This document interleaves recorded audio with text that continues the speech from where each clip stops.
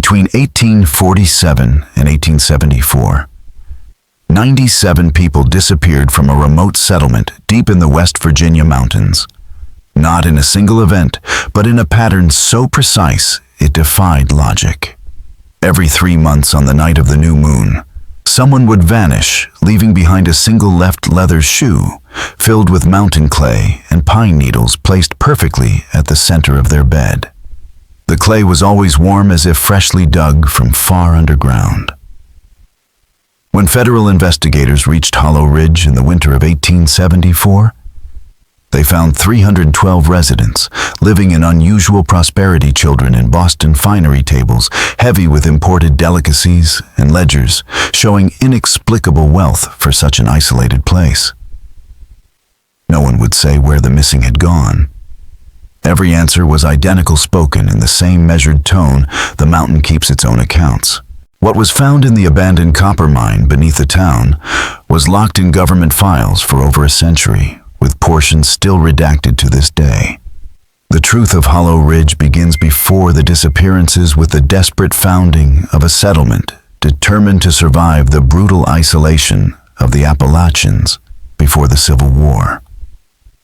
Sunlight reached the valley only 4 hours a day at summer's peak, and the surrounding peaks walled it in like a fortress.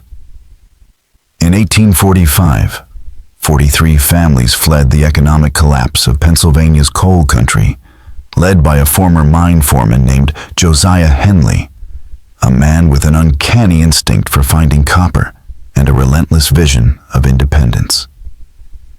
These were skilled miners, craftsmen, engineers, and their families, people who had built lives through honest labor only to see them destroyed when the banks failed and the mines closed.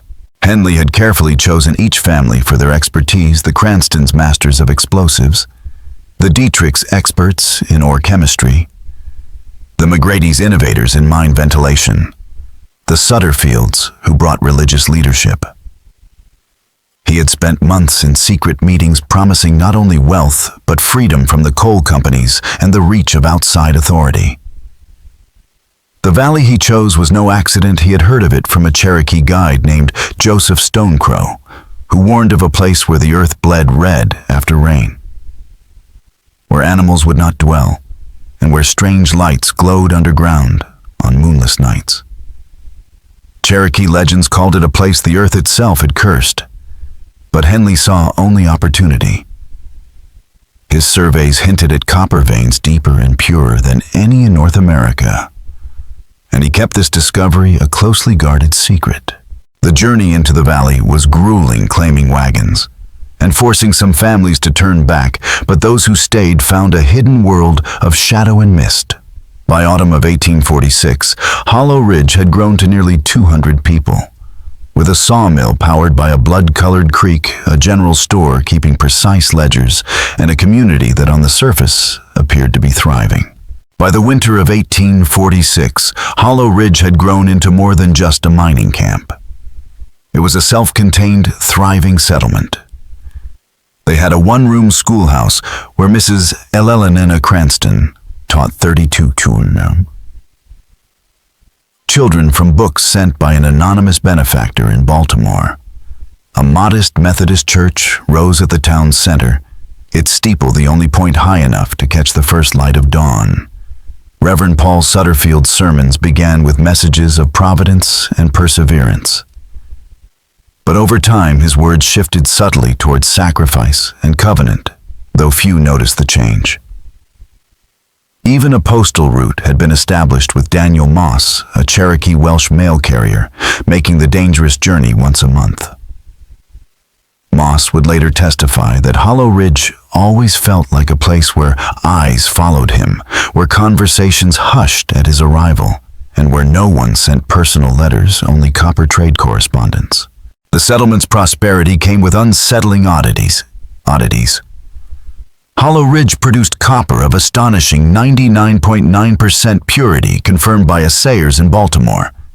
Yet no visitor ever saw the smelting operation.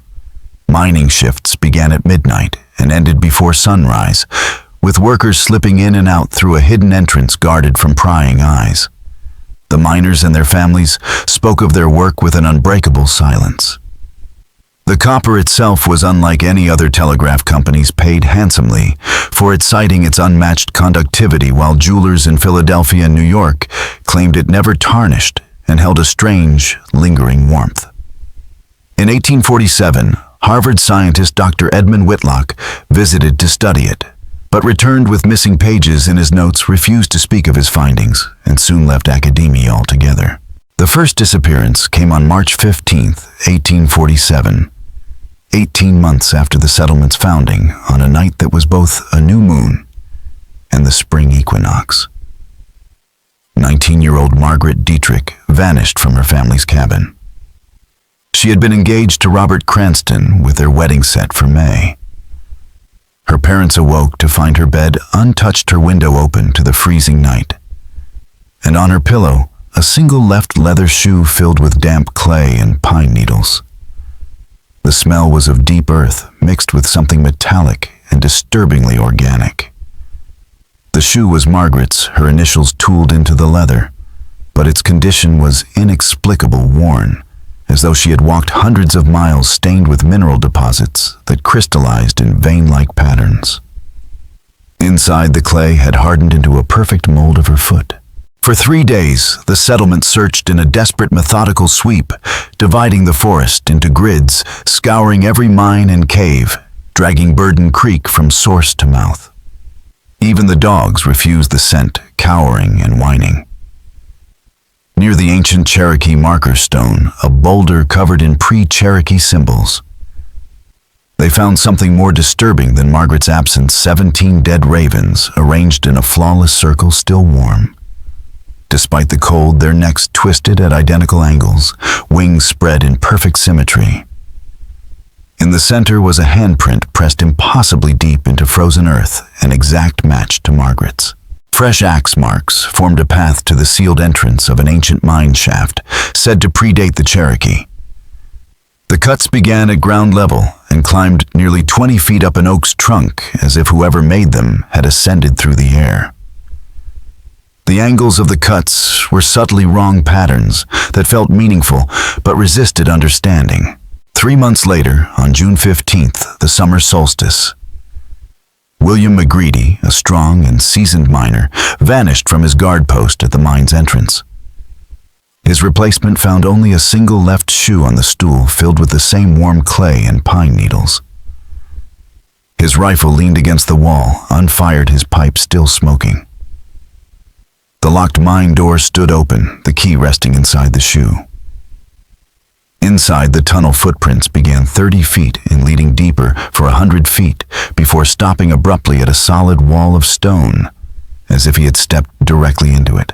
By September, when 8-year-old Timothy Cranston became the third person to vanish, fear had a stranglehold on Hollow Ridge.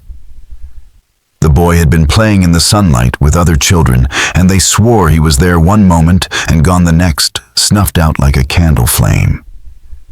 His left shoe was found in the locked Methodist church, placed with precise care at the center of the aisle. Reverend Sutterfield held the only key. This time, the clay inside the shoe contained something new. Tiny shards of crystallized blood glittering like garnets. Though no one could explain how blood could take such a form, panic consumed the settlement. Doors were barricaded with timber from the mill. Men patrolled with rifles, their bullets blessed at the church altar. Mothers kept their children tied to them with rope. A few families tried to leave, but each attempt was thwarted in an illness, a broken wagon, a sudden storm. It was as though the valley itself conspired to hold them. That was when Josiah Henley called a town meeting. On a night thick with fog, the entire settlement gathered in the church, arriving in hand-linked groups, lantern light glowing like ghostly halos in the mist. Henley stood before them and spoke words that survivors would recall for the rest of their lives, remembering not just the meaning, but the exact cadence. We came here seeking fortune, and fortune demands sacrifice. The mountain gives us copper, copper gives us wealth, and wealth demands payment. We all understood this when we signed the compact. The lottery is fair. The selection is random. The obligation is absolute. We are not the first to make this bargain, and we will not be the last. The mountain has been feeding for longer than human memory, and it will continue to feed long after we are gone. For now, we are its servants, and it is our provider. From the back of the room, Martha Sutterfield, the Reverend's wife, broke the silence with a single question. What did you find in the old working Josiah? What did you wake up? Henley's answer was to produce a leather-bound journal. Its pages brittle and written in a script older than any known indigenous language. Yet somehow every person in the church could read it, as if the meaning bypassed translation and bloomed fully formed in their minds. It told of a civilization that had once mined the same copper and made the same bargain, keeping a ledger of sacrifices to 347 souls fed to the mountain before they vanished from all record. The book's account stretched beyond recorded history into the realm where human time blurs with geological time. Cherokee oral tradition, later documented by ethnographer James Mooney, spoke of the breathing place, a hole in the earth, older than memory, older than the people themselves. The Cherokee had never mined there, never hunted within 5 miles of it, and their medicine men performed annual sealing rites to keep it closed, offering precious trade goods and sometimes spending weeks in ceremony. Their stories told of ancient miners, not quite human, not quite spirit, who tunneled deep into the earth in search of something never meant to be unearthed. They built impossible structures, chambers where up became down tunnels, folding in on themselves, yet leading somewhere else, spaces larger inside than the mountain could contain. These miners did not die in the ordinary sense. Their flesh turned to metal, their bones to ore, their blood to the red water that still seeped from the mountain each spring. On certain nights, the Cherokee said you could still hear them working in the depths, the ring of picks echoing from directions that did not exist. Spanish records from 1561, found centuries later in Seville, told of similar discoveries. Rodrigo de Guzman, an officer under Hernando Doto, described finding shafts nearly 500 feet deep, perfectly round their walls, smooth as if melted. At the bottom of one, he claimed, lay a chamber filled with copper figures, so lifelike they could have been corpses, faces frozen in agony, or rapture hands raised toward the unseen. When one was struck with a hammer, it disintegrated to dust, and the man who struck it died within hours, sweating copper-scented fluid. Indigenous guides refused to approach, warning the shafts belonged to the Star Walkers, beings from before and after time, who had merged with the earth to guard what they had taken. One elder speaks with thunder told Guzman of strange lights that moved underground in deliberate but alien patterns. When Henley led his people into the mountains in 1845, they found these ancient workings partially collapsed, but not sealed, and still breathing. The main shaft plunged 400 feet through unbroken stone before opening into a cavern system so vast and intricate it seemed less like geology than architecture. The descent was perilous. The original ladders had rotted away long ago, leaving only corroded iron brackets embedded in the walls, many transmuted into pure copper by an unknown process. Henley's crew lowered themselves by ropes and platforms in lamplight, the shaft so straight that a dropped tool would fall for half a minute before the distant clang reached their ears. At the bottom lay the chamber that changed everything. The walls were sheathed in crystalline copper that could be peeled away in thin paper-like sheets. The formations grew like living things, branching in vascular patterns, spreading like neural webs, and pulsing faintly with a light that was neither reflection nor true luminescence. When Henley touched the metal, the sensation wasn't electrical, but bone-deep, carrying with it flashes of places and moments that could not exist in any human timeline. Friedrich Dietrich Scham, the settlement's trained chemist, conducted secret experiments in a hidden cellar laboratory. His notes, found decades later, sealed in oilcloth, described copper with impossible traits. A constant temperature of exactly 98.6 degrees unaffected by ice or flame. Ingots, recast from it, weighed triple normal density, and when submerged it made water move in slow, rhythmic pulses, 20 beats a minute like breath. Two or more pieces in the same vessel synchronized their breathing, creating swirling patterns so intricate they seemed to be exchanging information. Watching too long brought headaches and nightmares of suffocating underground, trapped yet undying. By 1850, Hollow Ridge outproduced 3 major mines combined.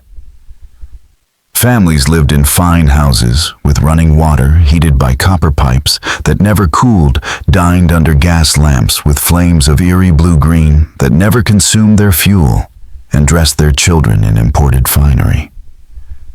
Yet no outsider ever saw miners return coated in dust or sweat. They emerged at dawn, spotless. Their answers to inquiries vague, their eyes focused on things unseen. Federal surveyor Cornelius Vance arrived in September 1851 to map mineral claims for the new state. His official report praised the thriving town, but his private journal, found in 1923 among his granddaughter's belongings, painted a different picture. Staying with the Cranstons, he noticed meals set for absent family members.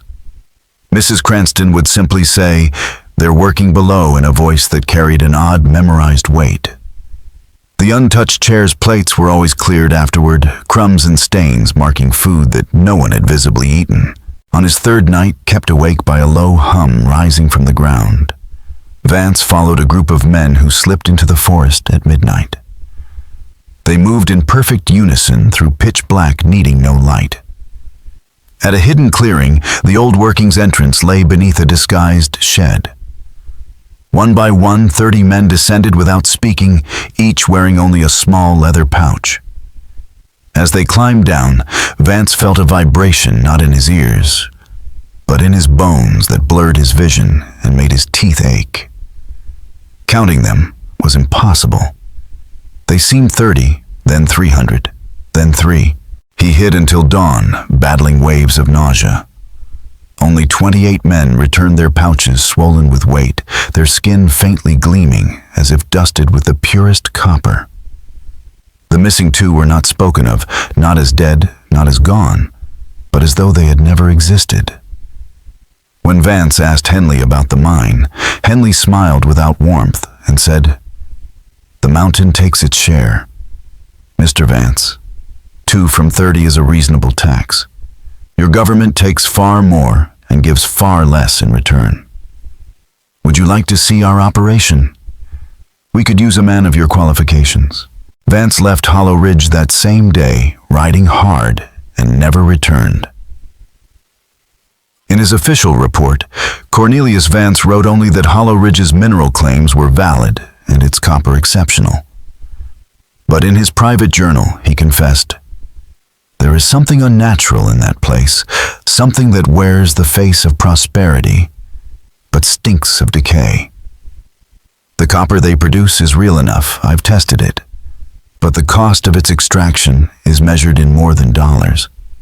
I fear that what they have awakened in those depths will not be satisfied with the sacrifice of a few. It will grow hungry. It will demand more. And God help us all when it can no longer be fed." The vanishings continued with mechanical precision, each exactly 3 months apart on the night of the new moon. Every time it happened at night, and every time a single left shoe was left behind, filled with warm clay and pine needles. But as the years passed, the clay began containing stranger things. Minerals unknown to science crystallized organic matter, belonging to no plant or animal, and tiny metal spheres that rolled on their own toward the mine as if pulled by an invisible hand. Victims came from every age, gender, and family line. Yet records revealed a disturbing order. One person was taken from each family in rotation, ensuring every household bore the burden before any family lost another. Thomas McGreedy, who had lost his son in the second disappearance, began keeping meticulous notes hidden in a hollow tree. He documented that within days of each vanishing, the mine's copper output surged exactly 33%. New veins appeared in barren rock, and the ore's purity increased without explanation. He also wrote of physical changes in the townsfolk, their skin gaining a faint copper sheen in sunlight, their eyes reflecting green in darkness, and children born after 1850 never crying, not even at birth. By 1858, his entries grew increasingly unhinged. The entire community was sharing dreams of gliding through stone, as if it were liquid breathing metal instead of air, and sensing a vast intelligence dwelling within the crystalline structure of copper. He described waking to find his wife speaking a language that caused physical pain, to hear conversing with something deep in the mine, that replied in vibrations that made the walls hum. By 1865, with the Civil War ended and the nation reasserting control, Hollow Ridge faced unwanted attention. Plans for a railroad spur threatened their isolation, and rumors had reached the press. Samuel Hartley of the Baltimore Sun arrived posing as a merchant, tasked with uncovering the truth behind whispers of vanishing people, silent infants, and miners who worked in total darkness without mishap. He stayed for 3 months, and what he witnessed drove him into madness, confined for life in the Shepherd Pratt Asylum, where he spent his final years sketching impossible underground geometries. Hartley found the settlement's life divided into 2 worlds: a respectable surface community of schools, socials, and Sunday sermons, and a hidden system of ritual and sacrifice, more religion than mining, though its God was older than anything in human memory. The change had been gradual, so gradual that the townsfolk seemed unaware of how far they had drifted from ordinary humanity. On the night before each new moon, he attended what they called gratitude gatherings. They began like any church service, Reverend Sutterfield reading from the Bible, leading hymns. But as midnight drew near, the language shifted. Latin phrases bled into something older, untraceable, and the congregation's voices harmonized in tones no human throat should manage, a resonance that seemed to come from the ground, the walls, the air itself. Sutterfield's sermons no longer spoke of grace, but of the covenant of the depths and the blessed transaction. The Bible on his pulpit had been altered copper-thin pages etched with text that changed depending on the angle of light. He taught that God had many faces, and the one worshipped here was as old as the metal in the earth. Hartley transcribed their catechism phonetically because the words resisted English letters. What do we owe everything we are and will be? To whom do we owe it? To that which dwells in the deepness. How do we pay? With willing flesh and grateful souls. When will the debt be paid? When the last star burns cold and the earth gives up its final secret. On December 15, 1865, Hartley witnessed a selection ceremony. Every living soul gathered in the church, infants in arms, the elderly supported by their kin. Outside, the fog was so dense it pressed against the windows like a living thing trying to get in. The church was lit by candles of a wax-like material that burned with the same eerie blue-green flame as All Hollow Ridge fire, releasing a stench Hartley described as copper and corruption, metal and meat. A copper vessel was brought forth, ancient beyond memory, its surface crawling with symbols that seemed to writhe if glimpsed from the corner of the eye. It passed from hand to hand, each person dropping in a small token, a coin, a thimble, a button, a child's tooth, a lock of hair.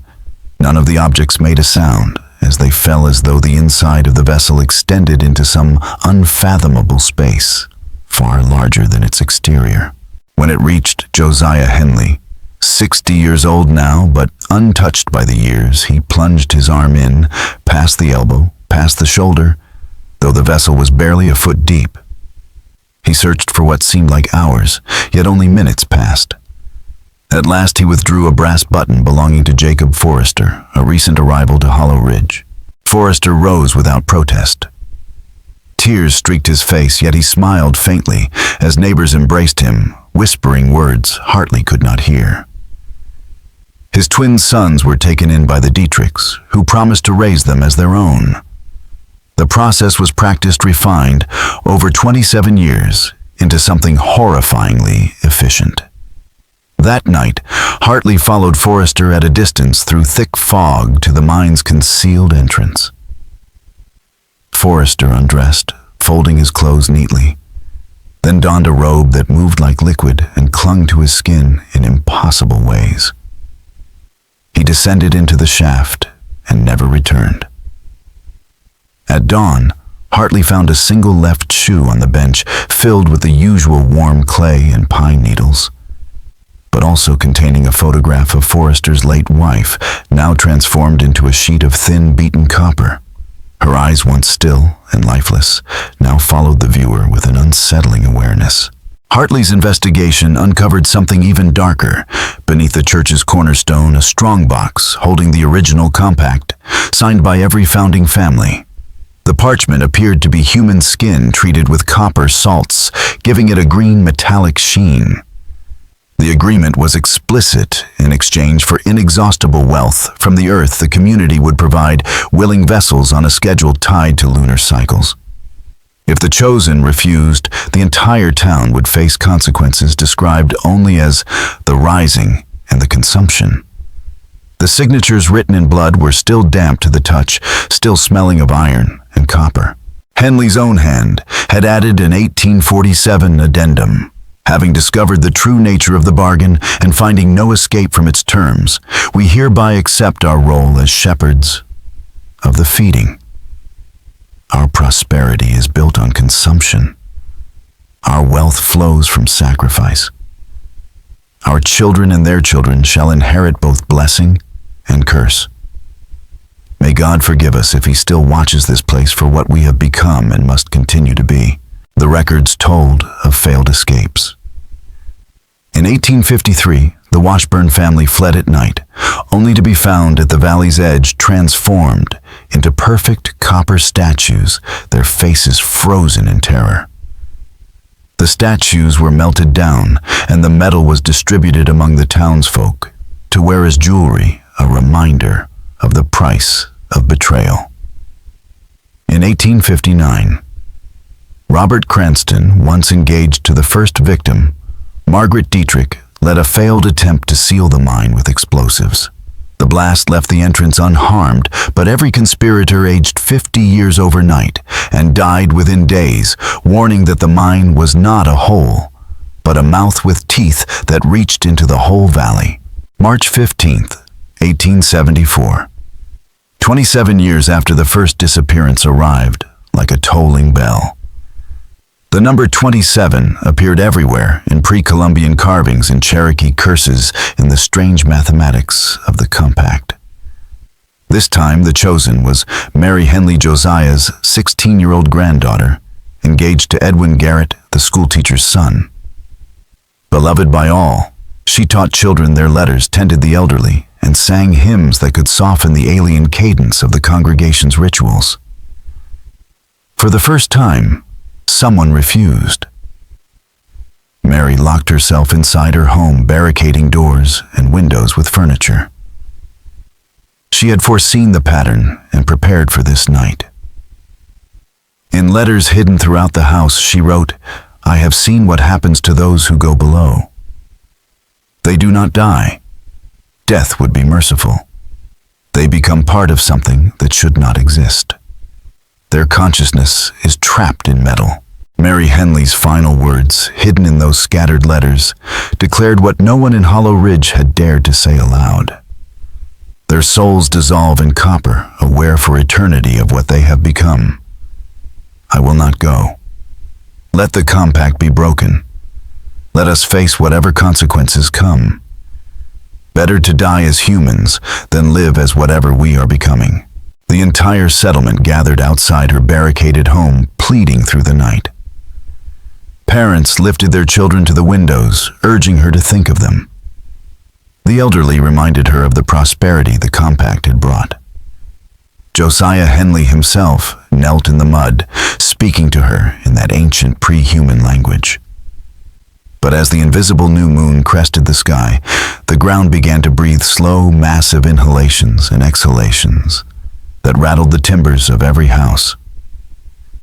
From new fissures in the earth came warm gusts smelling of copper and something organic yet alien. Burden Creek reversed its flow, turning bright red as fish swam backward, their eyes glowing green. Birds fell from the sky mid-flight, their feathers transmuting into fine copper wire. And from the mine came a sound that fused every voice taken over the past 27 years into a single, impossible harmony of pleading, singing, and madness. Henley knew then that if the bargain failed, the hunger would not stop with Hollow Ridge. The copper veins stretched far beyond these mountains. If released, the thing below would spread like a contagion. Joined by the last living founders, Friedrich Dietrich Thomas McGreedy and Reverend Sutterfield Henley descended into the old working one final time. They carried strange tools, ropes braided from 27 years of human hair lanterns burning that impossible blue-green light, and the ancient copper vessel now filled with the personal effects of all 93 who had been taken. Hidden in the mine's upper galleries, Samuel Hartley watched as the four men passed the known tunnels and entered places unmapped because they defied mapping passages whose shapes shifted with every glance. Time unraveled. Minutes on his watch felt like hours to his senses. They came at last to a chamber that broke the mind's ability to measure space, lit by minerals casting upward shadows. The walls were alive, or something close to it, lined with the preserved bodies of a civilization long vanished. Each corpse positioned at the end of a copper vein that had grown through it like roots. The copper's impossible properties now made sense. It was using these bodies as biological anchors, keeping them between life and death. They were aware. They knew. And the 93 from Hollow Ridge were among them, their transformations in varying stages. Margaret Dietrich still had human eyes, aware-focused, and when Henley approached, she shifted her head just enough to prove recognition. At the center was no beast or god, but the remnants of an ancient process, a mechanism of the universe that predated all human memory. Copper was not merely ore. It was a vessel for consciousness, able to preserve and transmit minds across geological time. The first civilization to discover it had fed themselves willingly into the system, convinced they had outwitted death. Instead, they had become eternal, rooted in the veins of the earth, thinking in the dark for centuries without end. Instead, they had found something far worse than death. An eternity of awareness without control. Consciousness without escape, existence without end. 3 days later, federal investigators arrived, summoned by urgent telegraphs describing earthquakes and disaster. Yet no seismic activity had been recorded outside the valley. Hollow Ridge lay in chaos. The mine had collapsed, but not as geology understands collapse. The rock appeared to have flowed like molten metal, then hardened into shapes disturbingly organic patterns, like muscle fibers, like a throat sealing shut. The old working was buried beneath thousands of tons of stone that did not match the local geology, as if the mountain had conjured it from elsewhere. Josiah Henley and his 3 companions were gone, presumed entombed, their bodies never recovered. Mary Henley survived, but she was altered. Her hair had turned pure white. The green glint in her eyes was gone, replaced by a cold gray like weathered stone. She spoke only in a whisper that made listeners flinch. They chose to hold the door closed. Pray it stays that way. Most unsettling were the 93 people found wandering the forest, and shocked people who had vanished from towns all over the Appalachian region, years, even decades before. They remembered nothing beyond going to bed in their homes and waking in the Hollow Ridge woods. Medical examinations revealed their hair-turned white skin traced with faint copper-like vein patterns and elevated mineral levels impossible to explain naturally. They whispered of dreams in which they were buried alive, yet fully conscious, feeling every movement of the earth around them. Some had to be restrained when they tried to return to the collapsed mine, muttering about something they had left behind. The government's official report, classified until 1974, claimed Hollow Ridge had been the site of reckless, illegal mining that caused mercury and copper poisoning, leading to hallucinations and mass hysteria. The town was evacuated, the valley condemned, and the land declared off-limits under the guise of geological instability. There was no mention of the 93 returned residents officially. They were listed as displaced persons found during the evacuation. But Hartley's hidden journal, discovered in his asylum cell after his death in 1876, told another story. He wrote that Henley Dietrich McGreedy and Sutterfield had made a final bargain. They offered themselves not as sacrifices, but as living locks, conscious guardians whose integration into the copper network would hold the thing below in place. The collapse, Hartley insisted, was no accident. The explosives had been planted years in advance for this very day. The four men positioned themselves at precise points in the chamber, allowing the copper to grow through them. While they were still alive, their will focused entirely on keeping the seal intact. The 93 survivors were scattered across the country by federal order, forbidden contact with one another. Most died within 5 years, their bodies unable to adjust to life, away from the mineral-rich air of Hollow Ridge. Before their deaths, many reported the same dream, standing in a vast impossible chamber, watching four men slowly turn to copper, their bodies rooting into the stone faces, locked in unyielding determination as they held shut a door that must never be opened. Mary Henley vanished during relocation. Unconfirmed reports from the 1880s placed her among the Cherokee in North Carolina, warning children never to disturb the deep places and carrying a copper vessel etched with shifting, painful-to-look-at symbols. She claimed it held the contracts and promises of those who had learned too late the true cost of their bargain. Today, Hollow Ridge lies within a federal wilderness area closed to the public. Official maps cite geological hazards. Satellite imagery shows a perfect 5-mile circle, where nothing grows, neither dead nor living, but something in between, waiting. Water samples still test positive for copper of impossible purity, maintaining a constant 98.6 degrees and causing the liquid to pulse in slow breathing rhythms. And every 3 months, on the night of the new moon, seismic sensors register deep, deliberate vibrations beneath the earth. Vibrations still ripple beneath Hollow Ridge, slow, deliberate pulses that match the rhythm of breathing, though far too vast and patient to be human. They peak on March 15th, June 15th, September 15th, and December 15th, the old sacrifice dates, like something below still waits to be fed.